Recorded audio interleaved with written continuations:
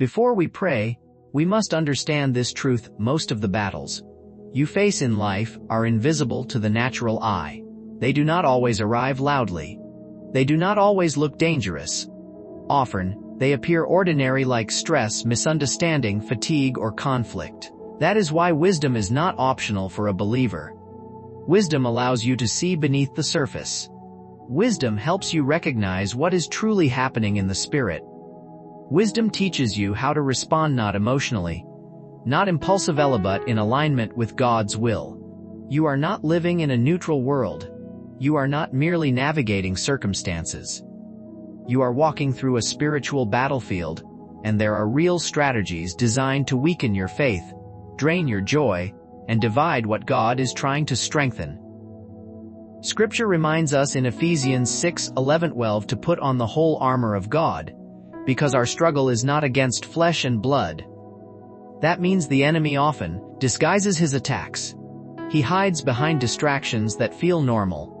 He uses conflicts that look like personality differences. He applies pressure that feels like just life. But beneath it all, there is a plan. And one of the first places the enemy aims to strike is unity. He works tirelessly to create division between believers, between friends in Christ, between spouses who pray, between family members who are meant to stand together. Why? Because unity carries power. When God's people come together with one heart, heaven responds. The early church understood this. Acts 2:1 tells us that when the day of Pentecost had fully come, they were all with one accord in one place.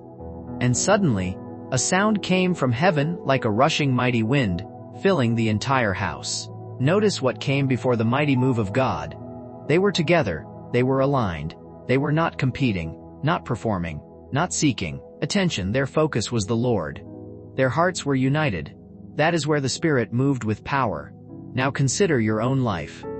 What could God do if you and another believer came together in sincere prayer? What doors could open if your home became a place where prayer was not occasional, but consistent? What would happen if unity replaced tension? If humility replaced pride? If faith replaced frustration?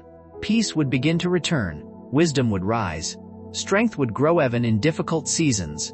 This is exactly why the enemy resists it. He makes prayer feel inconvenient. He makes unity feel difficult. He magnifies small issues until they feel overwhelming. He tempts people to assume the worst, to speak carelessly, to hold grudges, to remain offended, to withdraw. Because if he can keep believers separated, he can keep them discouraged. If he can keep families from praying together, he can keep them spiritually exposed. Notice how easy it is for people to gather for entertainment. Everyone shows up for what is fun. Everyone makes time for what feels rewarding. But when it is time to pray, suddenly it becomes hard to gather, hard to focus, hard to stay consistent. That is not accidental. That is resistance. This is where wisdom becomes essential. Wisdom helps you recognize spiritual patterns instead of reacting emotionally. And God is eager to give you that wisdom. James 1:5 promises that if anyone lacks wisdom, they should ask God, who gives generously and without reproach. So before we pray today, make this decision. Ask God for wisdom. Ask Him to guard unity. Ask Him to expose distractions. Ask Him to strengthen what the enemy has tried to divide. Because when God's people stand together, heaven moves. And nothing the enemy plans can stand against it. Come before the Lord and say, Jesus, open my eyes. Help me see what I am really dealing with. Help me respond with grace and discernment. Help me stop reacting in the flesh and start walking in the Spirit. That prayer matters more than you realize. It shifts your posture. It awakens your spirit. It pulls you out of confusion and leads you into wisdom. And here is something else that will strengthen your life immediately. Build your personal prayer life eyes. But do not stop there. Do not walk alone when God designed you for connection. Find someone to pray with. Stand with another believer in prayer. Pray with your family. Pray with your spouse. Pray with your children. Even if it starts small. Even if it feels simple. Let it be sincere. Let it be consistent. Jesus himself gave a powerful promise about agreement in prayer. In Matthew 18:19-20, he said, "If two of you agree on earth about anything they ask, it will be done for them by my Father in heaven. For where 2 or 3 are gathered in my name, there am I among them." This is Jesus telling you that unity invites his presence in a special way. Agreement means coming under one Lord, one truth, one purpose, and praying with one heart. Unity is precious to God. Psalm 133:1 declares, "How good and pleasant it is when brothers dwell in unity." Unity is not only pleasant. Unity is powerful. It creates an atmosphere where healing can happen, where burdens feel lighter, where hope is restored, where faith rises again, and when you feel weak, a prayer partner can help you stand. Ecclesiastes 4:19 reminds us that 2 are better than 1. If one falls, the other can help lift them up. This does not mean you depend on people instead of Jesus. It means God often strengthens you through the body of Christ. When you pray together, you sharpen each other. When you confess your struggles with humility, you stop giving the enemy secret space to work. 1 Peter 5:8-9 warns us to stay alert, because the devil is looking for someone to devour. And it calls us to resist him with steadfast faith. One of the ways you resist is by staying connected, by refusing isolation, by choosing unity over silence.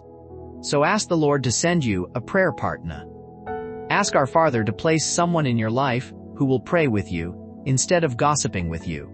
Someone who will stand with you instead of draining you. Someone who will speak truth with love. And as you wait, keep praying. Keep seeking God. Keep your heart open. If unity has been broken, bring it to Jesus. If you have been carrying offense, bring it to Jesus.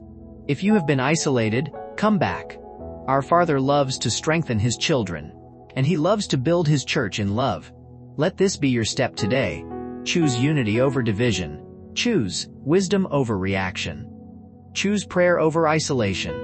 And trust this truth: when God's people come together in his name, he still moves with power.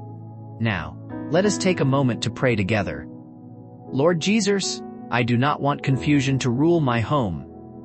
I do not want division to steal the peace you desire to give. I ask you to bring unity into my family. I ask you to bring us into agreement that Jesus Christ is the King of Kings and the Lord of Lords. Let this not only be something we say. Let it be a truth we live by. Let your peace reign. Let your wisdom guide us. And let your presence fill our home. Amen. Together, Lord, help us stand in one accord in every season of our lives. Lord, I want my family to pray together. I want my home to be a place where your name is honored, where forgiveness is practiced, where patience grows, and where love becomes stronger than pride. Teach us to seek your face. Teach us to humble ourselves. Teach us to choose peace over being right. Your word shows me that unity is not just a good idea. It is a holy desire in your heart. So I ask you, Lord, give me the grace to be a peacemaker. Let my words bring healing and not harm. Let my attitude reflect Christ, not the flesh. Lord, send people into my life whom I can pray with. Send believers who will encourage my faith, who will stand with me as I seek your face. Surround me with men and women who love you deeply, who take prayer seriously, who are not ashamed of your presence. Remove relationships that pull me away from you, and connect me to relationships that push me closer to you. I do not want to walk this journey alone. Not when you created the body of Christ for fellowship, for support, for strength. Help me not to isolate myself. Help me not to grow suspicious because of past hurts. Heal the places in my heart that have become guarded. Teach me again how to trust wisely, humbly, and in a godly way. I hold tightly to your promise in Romans 15:5-6. Now may the God of patience and comfort grant you to be like-minded toward one another according to Christ Jesus, that you may with one mind and one mouth glorify the God and Father of our Lord Jesus Christ. Lord, make this real in my life. Give me a like-minded spirit with other believers, not based on personality, not on background, not on preferences, but according to Christ Jesus. Let my relationships be shaped by your love and your truth. Let my family, my friendships, my fellowship become places where you are glorified with one mind and one mouth. Give me the grace, Lord Jesus, to stand together with friends, with family, with fellow believers. Help me value unity the way you value it. Sometimes my emotions rise quickly. Sometimes I want to withdraw. But help me respond with wisdom. Help me listen before I speak. Help me apologize when I am wrong. Help me forgive when I am hurt. Help me refuse the pride that divides and the stubbornness that hardens hearts. Holy Spirit, shape my reactions, because I want my life to reflect your heart. In the mighty name of Jesus Christ, I rebuke the schemes of the enemy. I declare the devil will not succeed in bringing conflict into my family. I declare he will not succeed in planting strife among believers around me. I reject every plan of division, every spirit of offense, every pattern of misunderstanding, every cycle of silent bitterness. I refuse to let the enemy divide and conquer in my home. Lord, expose what is hidden, correct what is wrong, restore what has been broken. Let peace return. Let respect return. Let love return. And Lord, I lift up every person listening right now. You know their situation. You know the places under attack. You know the conversations they fear, the relationships that feel fragile, the wounds they carry quietly.